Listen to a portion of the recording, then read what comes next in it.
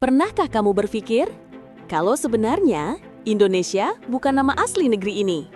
Bahwa sebelum kata Indonesia diciptakan oleh bangsa asing, kita sudah punya nama yang jauh lebih tua dan jauh lebih bermakna, Nusantara. Seharusnya Indonesia dinamakan Nusantara. Bayangkan, kalau hari ini dunia tidak mengenal nama Indonesia, melainkan Nusantara.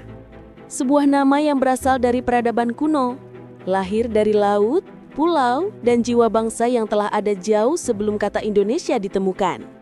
Nama Nusantara bukan sekedar kata, tapi identitas sejati dari negeri kepulauan yang luar biasa ini. Nama yang sudah disebut ribuan tahun lalu oleh para pelaut, raja, dan penjelajah dunia.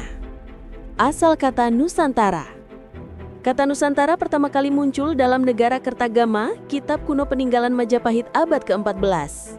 Saat itu, Pati Gajah Mada mengucapkan sumpah yang mengguncang sejarah. Lamun huwus kalah Nusantara, ingsun amukti palapa.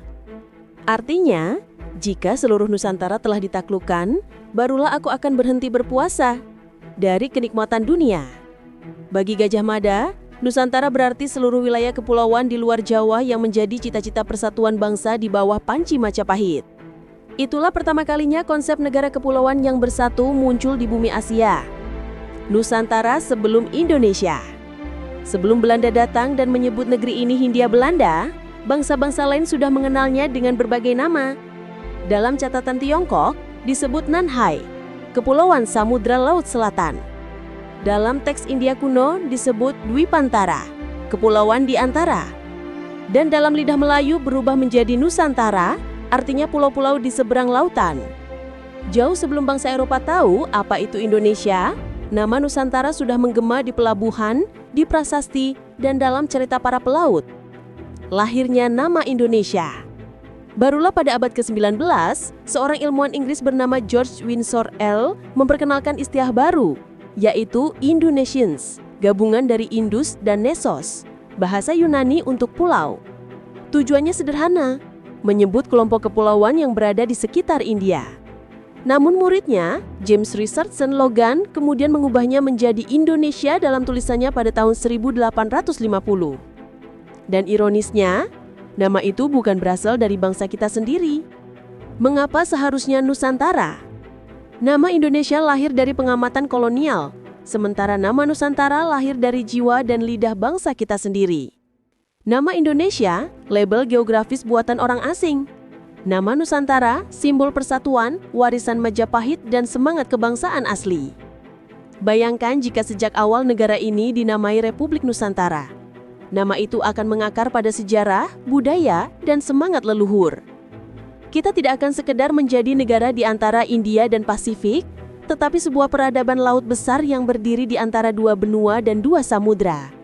Seperti cita-cita Gajah Mada 7 abad silam, nama yang kembali hidup.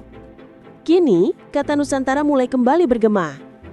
Ibu kota negara pun dinamai Nusantara seolah sejarah sedang berputar. Bangsa ini sedang mengingat kembali siapa dirinya. Nama Nusantara bukan sekedar masa lalu, tapi itu adalah masa depan yang sedang kita bangun kembali. Sebuah pengakuan bahwa jati diri bangsa ini bukan buatan luar, melainkan lahir dari laut, hutan, gunung, dan darah para leluhur. Penutup. Maka mungkin benar jika dikatakan, seharusnya kita bukan bangsa Indonesia, kita adalah bangsa Nusantara. Nama bisa berubah, tapi makna persatuan dan kebesaran itu tetap sama. Karena lebih dari sekedar nama, Nusantara adalah jiwa yang membuat kita satu.